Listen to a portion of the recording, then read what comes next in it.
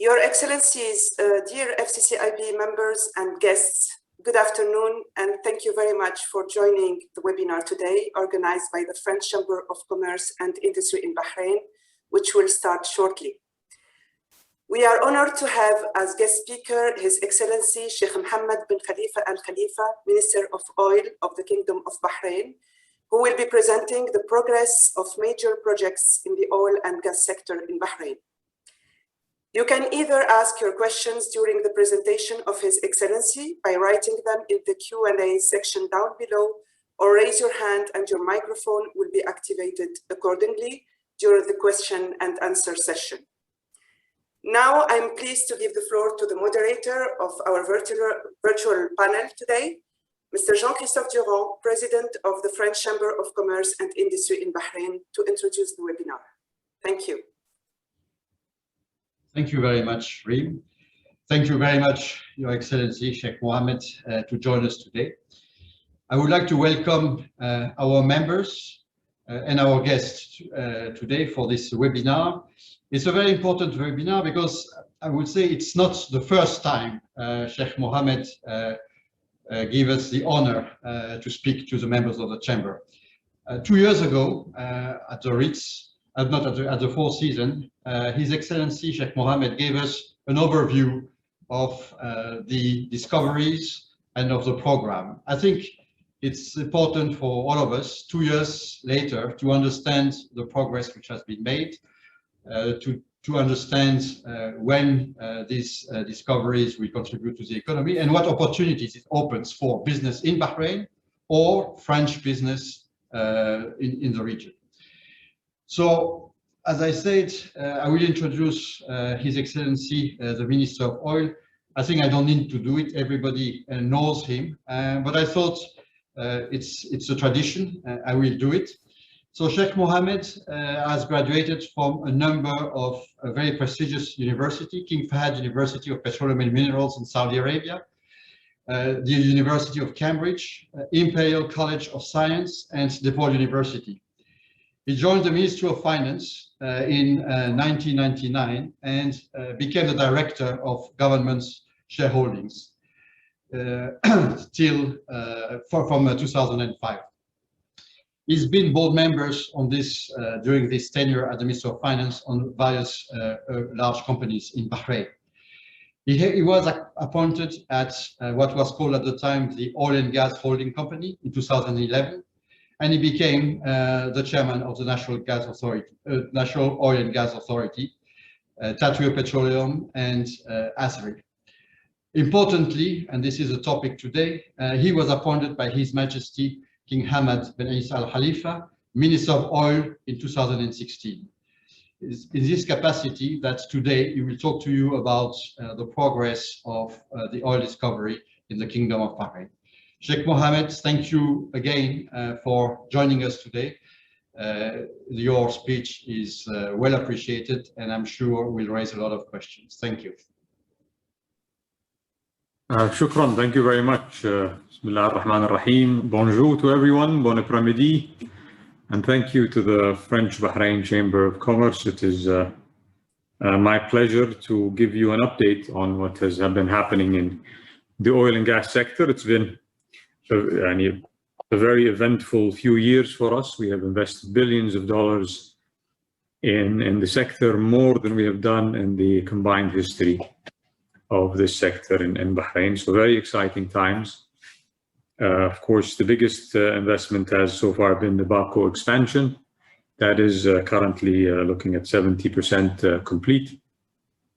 I do have some slides if we can start putting them on the screen.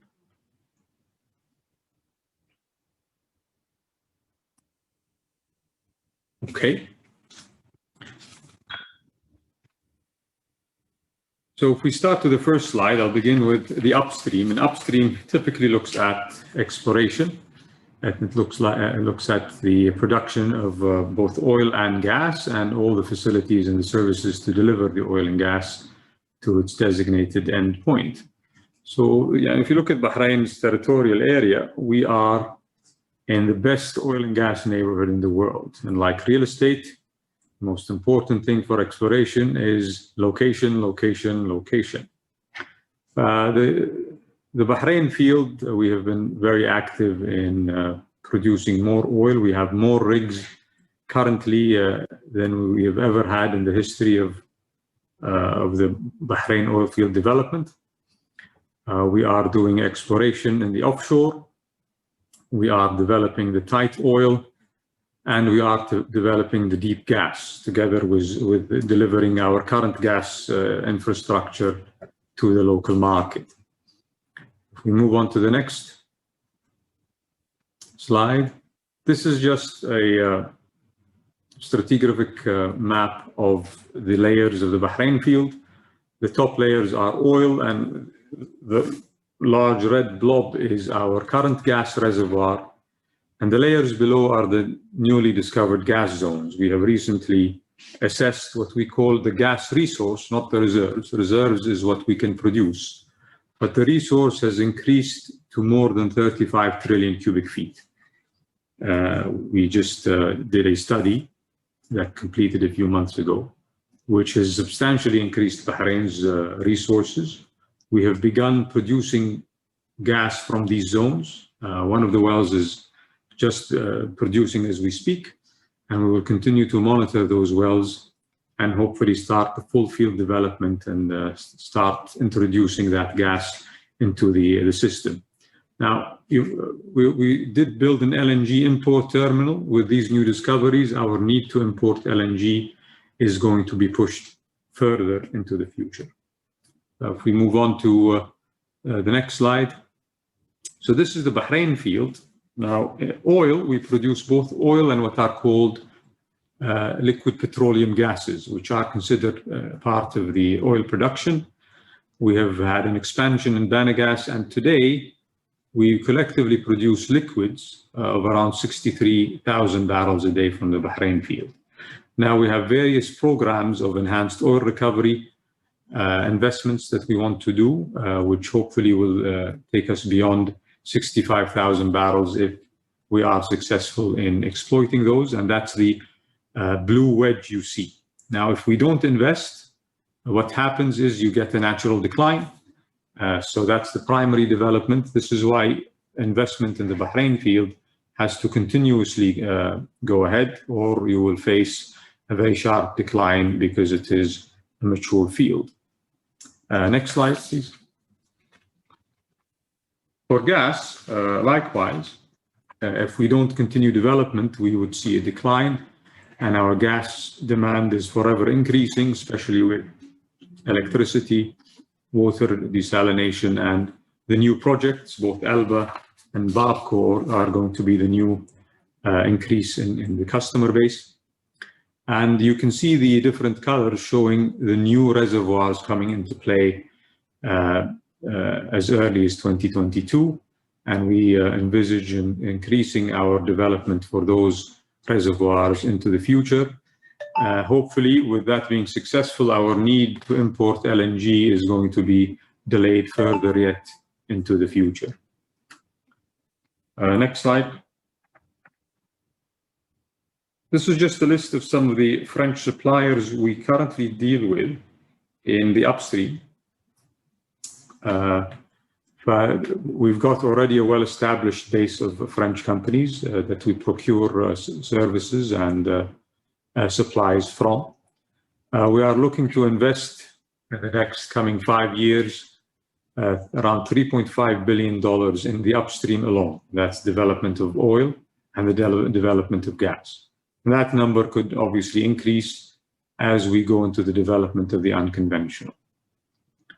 But that's the opportunity that we're looking at in the upstream sector, and a lot of the French companies and business partners we have are well aware of those developments, and we look forward to doing more business with them. And you can see each company, and it's not only the upstream, but it's also the downstream, Banagas, Babco, GPIC, all deal with an array of French suppliers in their business. So if we move on to the next slide, please.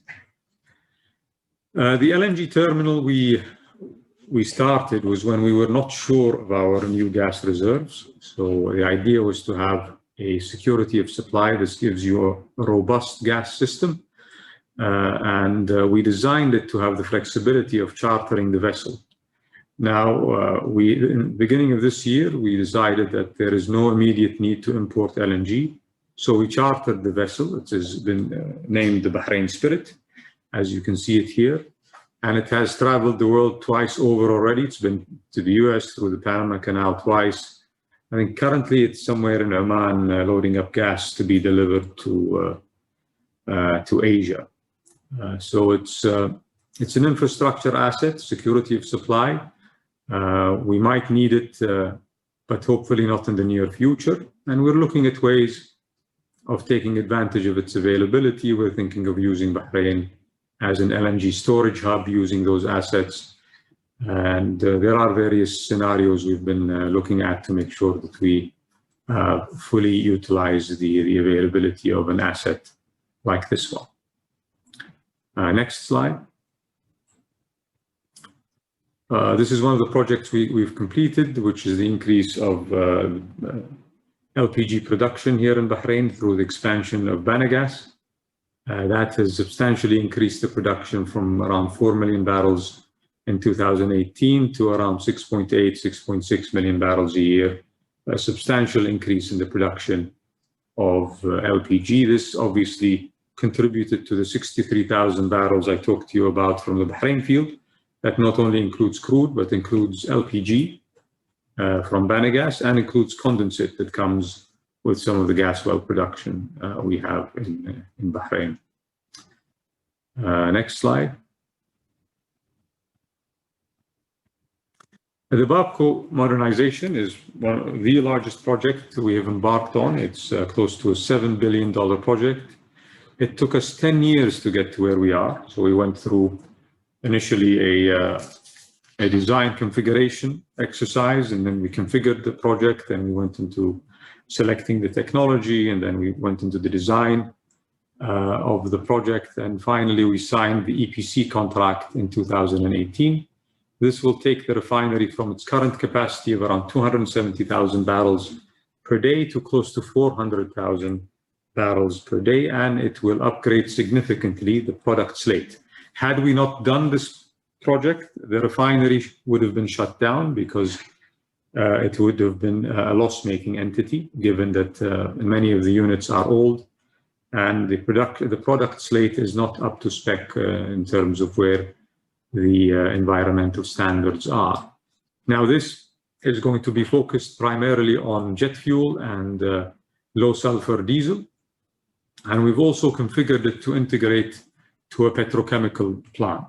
Now, it is going to meet all the international environmental standards and will be one of the most advanced refineries in the region and the world. Beyond the current project, we are looking to build an aromatics complex, which will convert naphtha into petrochemicals. And we're also looking at something called the delayed coker, which will convert whatever remains in the bottom of the barrel as fuel oil into green coke. The entire production of green coke will be then shipped to Alba. Currently, Alba imports green coke in the order of $150 million to $200 million a year. Babco, with that expansion in the future, will be able to supply 75% of Alba's requirement, and we will be able to ship it across the fence and keep the value within Bahrain. So a very important project for us, the largest project, I think, in the history of Bahrain, the Babco expansion. There has been some delay, I think, in getting people, contract workers to come because of the pandemic.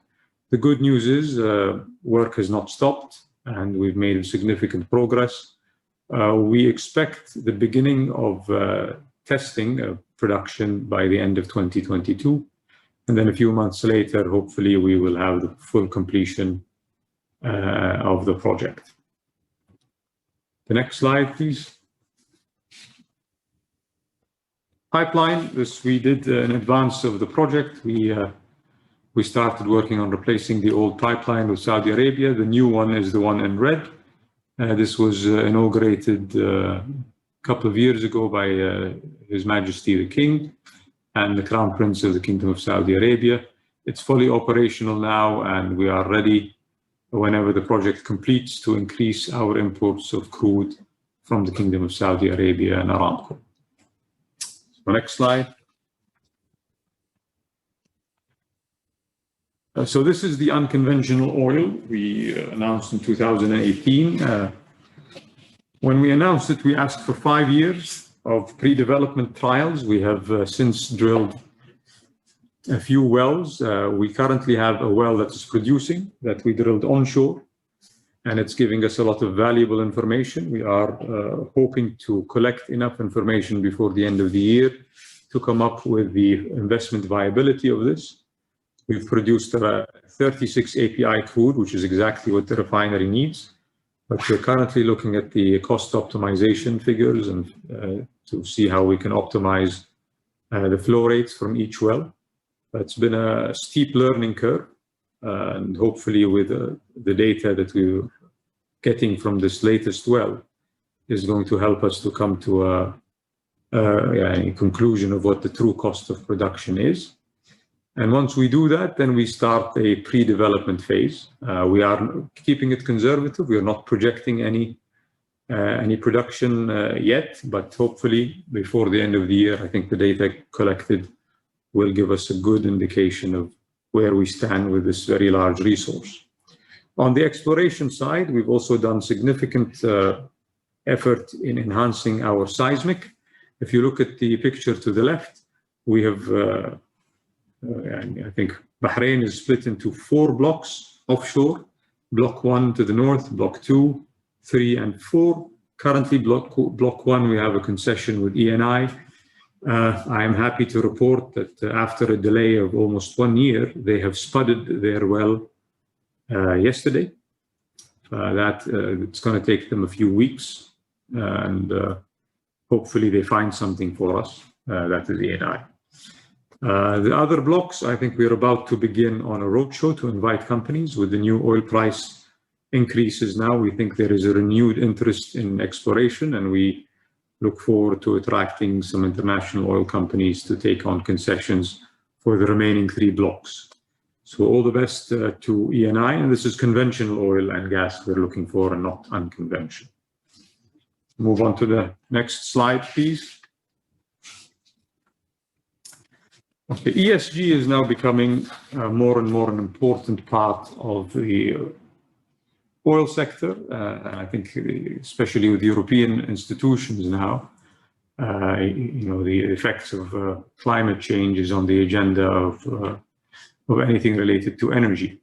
So we've been working on a number of initiatives.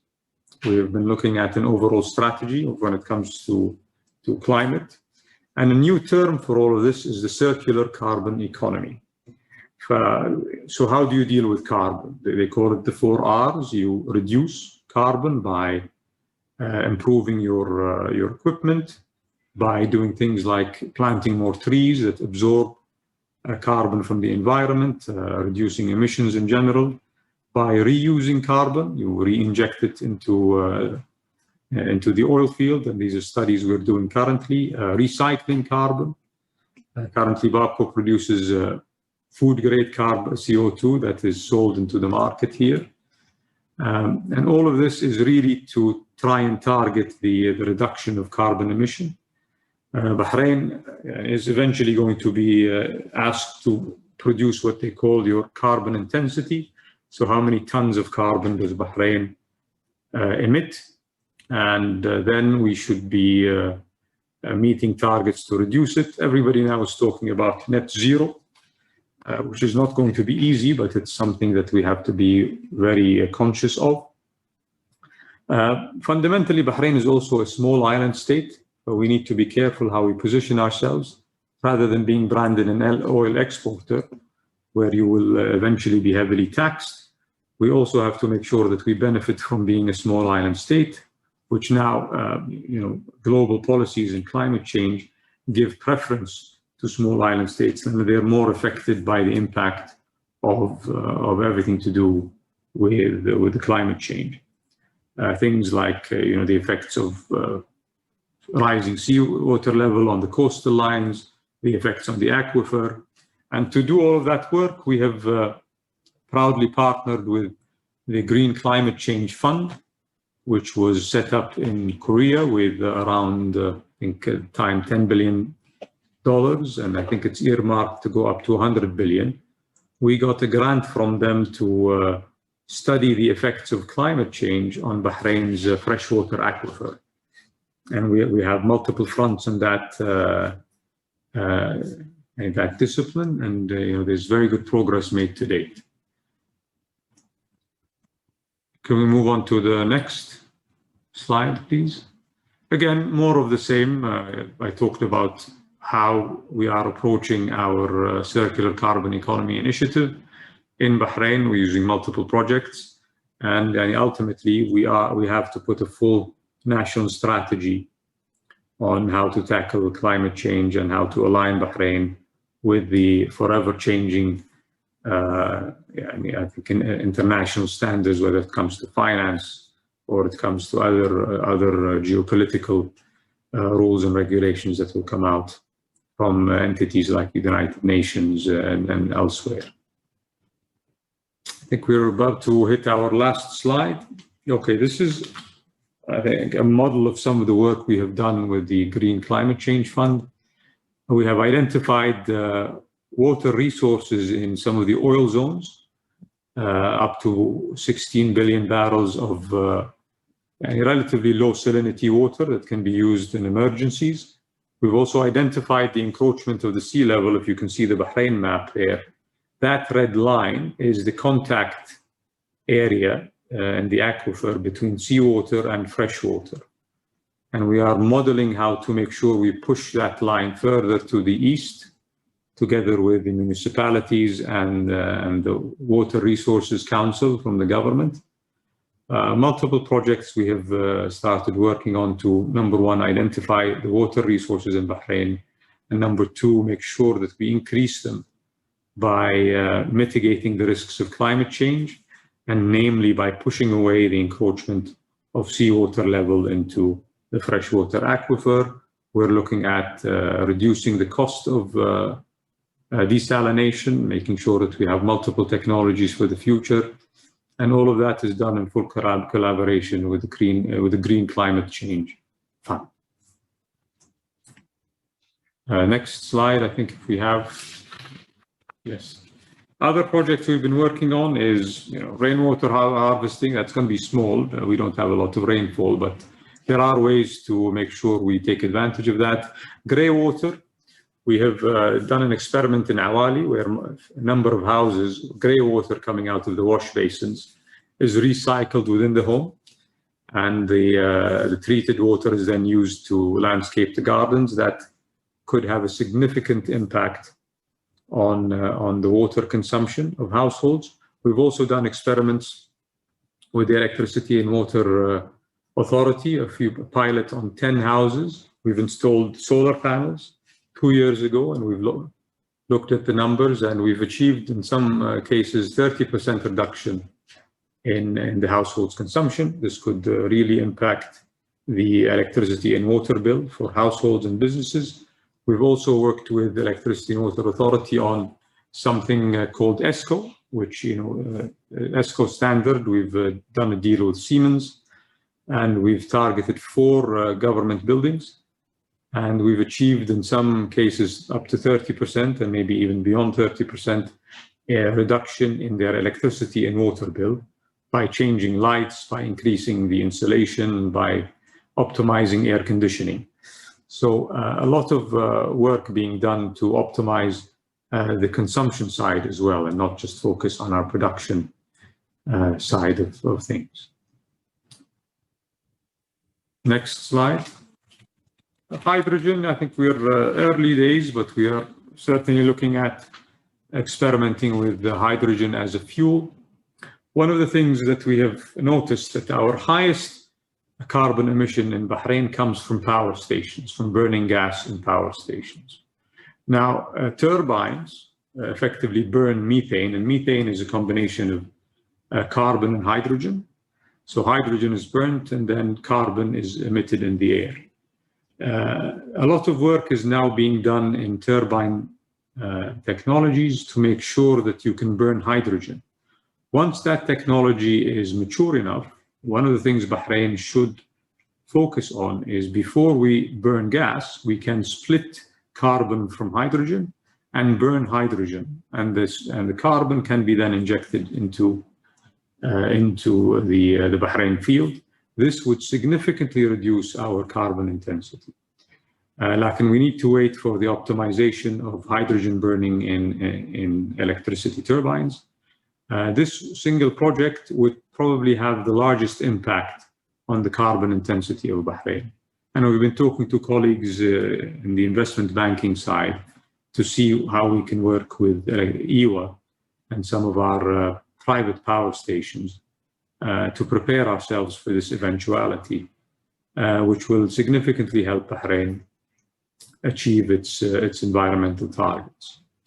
I think this is probably the last slide, so I was a bit quicker than usual, which gives us more time for Q&A rather than going into a lot of the details. So I hand back to you, Jean-Christophe, for questions. Thank you very much, Sheikh Mohammed. It's a very insightful presentation. I was personally very interested by one part of your presentation, which is the ESG part. I think it's a theme which the economy in general here, in the region, globally, takes very seriously. And that was one of the questions which you have preempted. I would have asked about, I remember I asked a similar question last time, and it's very good to see the oil and gas industry in Bahrain taking this ESG, in particular the environmental issues, very seriously. So maybe what I will start by relaying some questions which have been asked. One of them by our Vice Chairman, Jamal Fakhru, who is online but will need to leave in a few minutes, so he delegated me to ask the questions. The question is on the impact of this future productions on the GDP and on the government revenues. And I would maybe add another angle also on the supply of US dollars for the kingdom. Well, I think one of the things I said is we have not projected any production data, so it's better to be conservative. So when I was asked, I said it's better to just say 0 volumes from now until we are able to finalize the process we are in today. Now, what we know is the revenue that's coming from the existing projects. So that we've projected well. You know, the Babco project is going to increase its EBITDA to $1 billion a year, which ultimately is going to impact positively the revenues to the Ministry of Finance. For that, we're projecting now because it's a project under construction. And once it completes, that is going to significantly increase the revenues that are coming out of Babco. So anywhere from $600+ million a year, we should be able to dividend back to the Ministry of Finance. And that obviously is impacted on what happens to the refinery margin, but these are the numbers that we have established in our debt model, which I think is conservative enough to use. The other opportunity, of course, and ultimately what helps us most is the oil price. Most of our companies do well with the higher oil price. The refinery sometimes is counter-cyclical, except with COVID. Everything went down, including refinery margins. But in history, usually when oil prices are low, the refinery margin is high. And so Babco can sometimes be counter-cyclical. Any extra production from the Bahrain field is also, again, a direct benefit to the government. But in terms of where our new oil production is, we are, I think, conservative enough not to put any forecasts. But hopefully, within a year, we should be in a position to put in a few numbers. So if asked, I would say, well, we will target at least having something like 50,000 barrels in the next 3 to 4 years. But obviously, that depends on all the work that we're currently doing. So no projections as of yet. Gas, we are limited in terms of our ability to sell gas to our local market. Now, I tried multiple times to start the project with the GCC to have a GCC gas grid. If we are lucky enough to have excess gas, I can sell it through this pipeline, but we have not been successful over the past 4 years to start a project of that nature.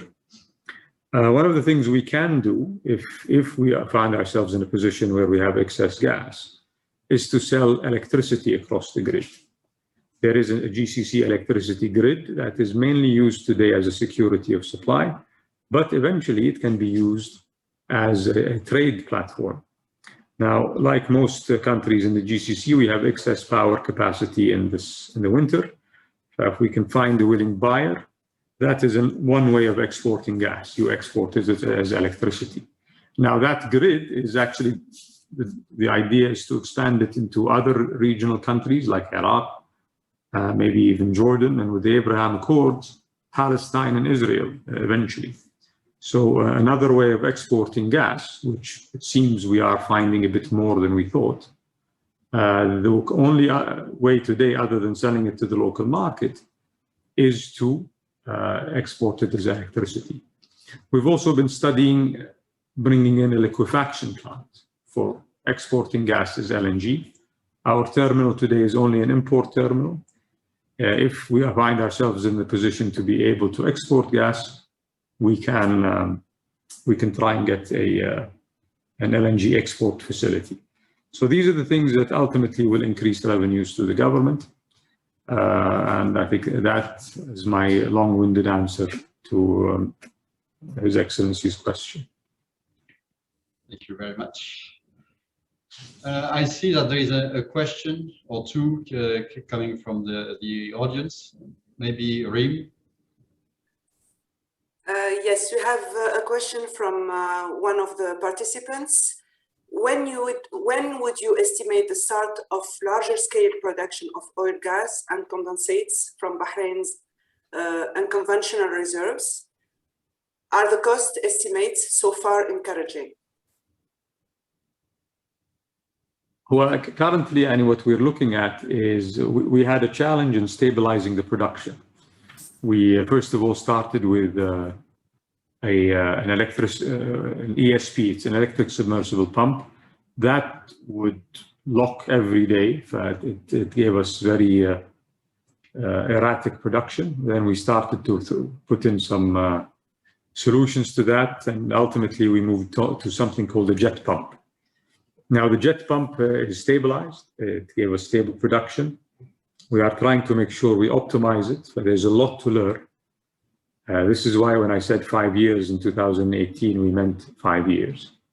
And the most important thing is to optimize the flow rate from each well. Once we understand that, then it's what they call a cookie cutter approach. You could just drill as many wells as you can, and you will produce the oil.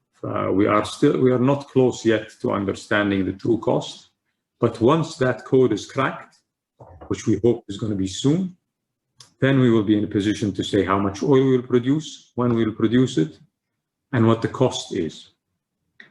If I give us a little bit more time, we're getting very close. The oil is being produced, and we're actually delivering it to Babco through the Tatweer system today, but it's small volumes because it's only one well. It's been an exponential learning curve. And hopefully soon we will be in a better position to answer these questions with accuracy.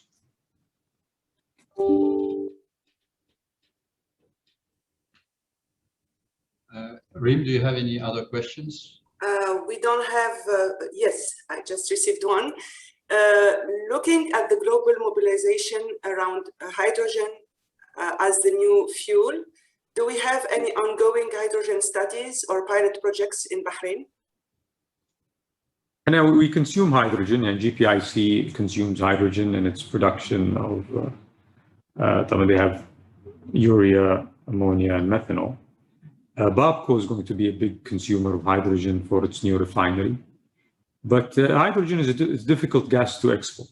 It's still early days to figure that out.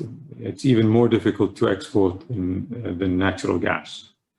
But for us, I think one of the things that we can look forward to is, as I said, converting our electricity turbines from burning gas to burning hydrogen.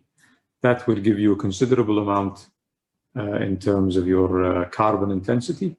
And we need to start understanding how to make money by doing that and gaining carbon credits. And you can sell those credits by converting your turbines to hydrogen.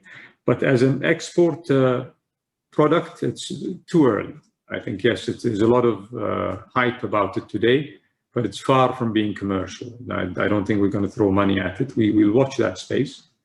Whether hydrogen will be exported in the future like gas is, I don't know. But certainly we are consumers of hydrogen. And we can increase that by, as I said, converting electricity turbines from methane to hydrogen. Thank you. Next question. Is Noga Holding planning to tap into reserve-based lending and other financings to fund the production of oil from new reserves? It's a possibility. It's not, banks typically shied away from reserve-based lending, but it is a possibility. We have been dealing with export credit agencies. We have been dealing with bond markets, sukuk markets, murabaha, bank markets as well. But reserve-based lending, and if the terms are right, maybe, but it's even banks have been shying away from it. Like, if the terms are right, why not? Next question. Thanks first for the insightful session. Which other countries have expressed interest to participate in the new oil field, and will there be any specific support extended to participating companies? Now, we've been dealing with the oil majors and some of the companies in the US. They are keenly watching the data. So the data is as of yet not complete. So we've been talking to multiple parties. We had a visit to the US in 2019, and that dialogue with multiple companies has been ongoing. We've had a strategic alliance with Chevron. They have been working with us on the investigations of the resource. And now, with oil prices rising, we think that interest is going to increase significantly as well. Thank you. Next one. We are aware that Tatweer is working on eco-friendly ways to clean water associated to oil extraction in certain fields. Is there a plan to generalize this to other fields? No, in Bahrain, we only operate one field. So when the Abu Safa field is operated by Aramco, so we only sell our share of that. Currently, Tatweer is looking at technology with a German company called Bauer that was successful in Oman. And they have certain plants called reed beds that clean water from oil wells. And it's cheaper than any other process we have. I think we are currently negotiating a project with them, and they will grow these plants in the desert, and you just flood them with oily water. They absorb the oil and clean the water at the end. And that was done very successfully in Oman, and they do it cheaper than any other process. So yes, that project is underway, and hopefully we reach agreement with them soon. Thank you. Could you kindly share your vision for ASRI and how it fits in with the developments you mentioned? Well, ASRI is, of course, the Arab ship building and repair yard. It is also has a very strong manufacturing base. They have capabilities in manufacturing equipment for the industry. So other than fixing vessels, rigs, etc., they can also fabricate numerous equipment that we need in the oil and gas sector. So we've been looking at that. We've been looking at taking advantage of that. So next door to them, they have the Bahrain steel plant, and that could integrate ASRI into a manufacturing base for a lot of the equipment that we're consuming, especially in the upstream. So it's work in progress, but we're certainly looking forward to that. So other than their marine business, they can also do a lot of the manufacturing that we might require in Bahrain. As I said, Bahrain already has the raw material with the steel mill next door, and we really look forward to expanding ASRI's business line to serve the oil and gas sector, not only in its current lines of business, but in new ones as well. And ASRI is actively trying to partner with international companies for that. Thank you. Next question. What are the plans for increasing the natural gas production and install new natural gas treatment trains? So as I said, in Bahrain, we have been producing gas from one zone, from the Khuf reservoir, and that has been depleting over time.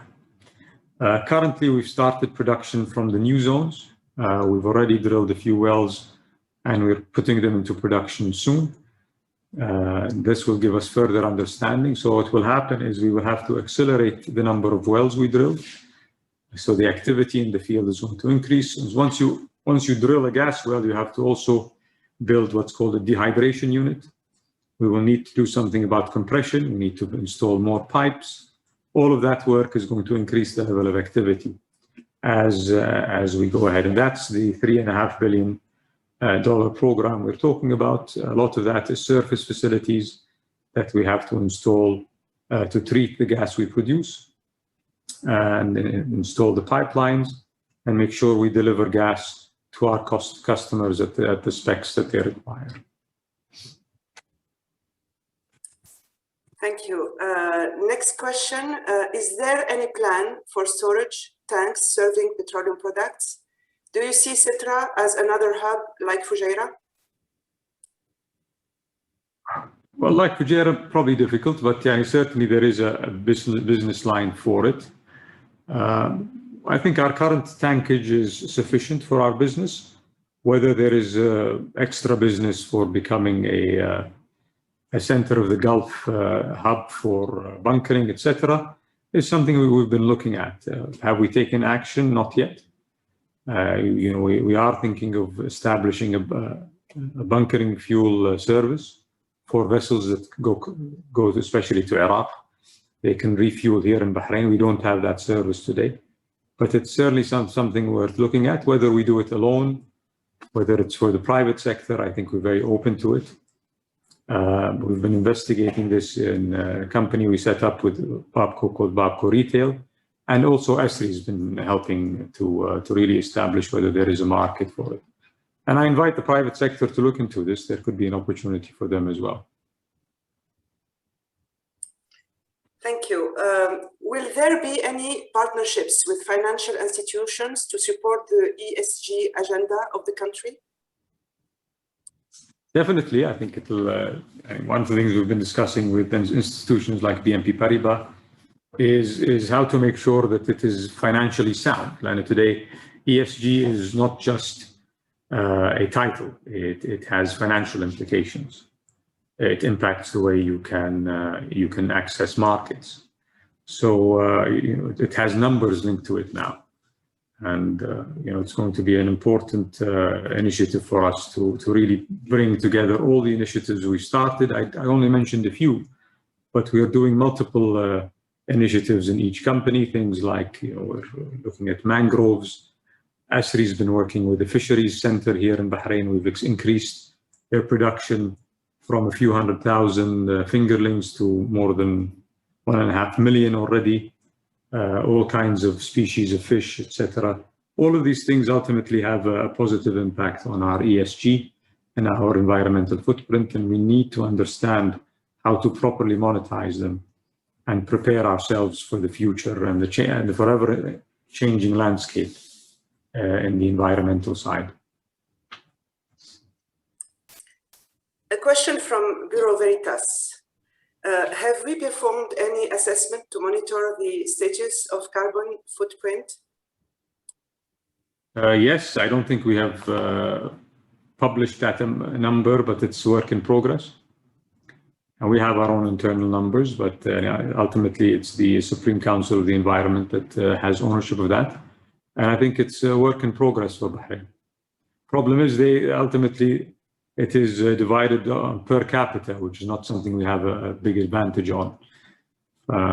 This is why these initiatives are going to be important to meet the future requirements. I think this is the last question we have. The apprentice program at BABCO was pivotal in creating future leaders in Bahrain.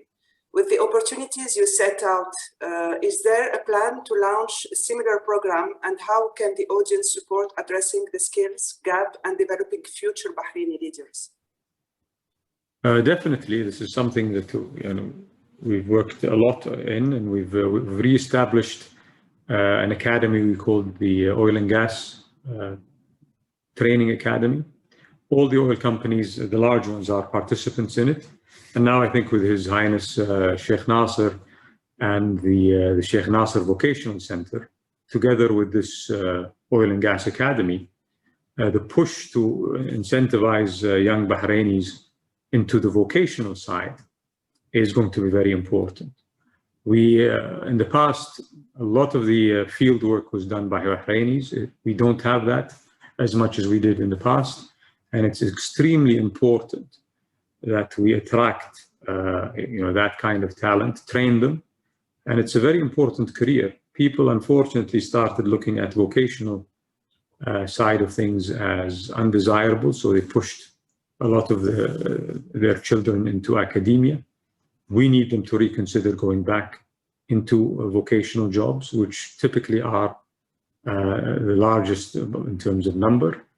And now's the time, really, especially with COVID. The impact on the labor market has been large, and this sector can open job opportunities more than any.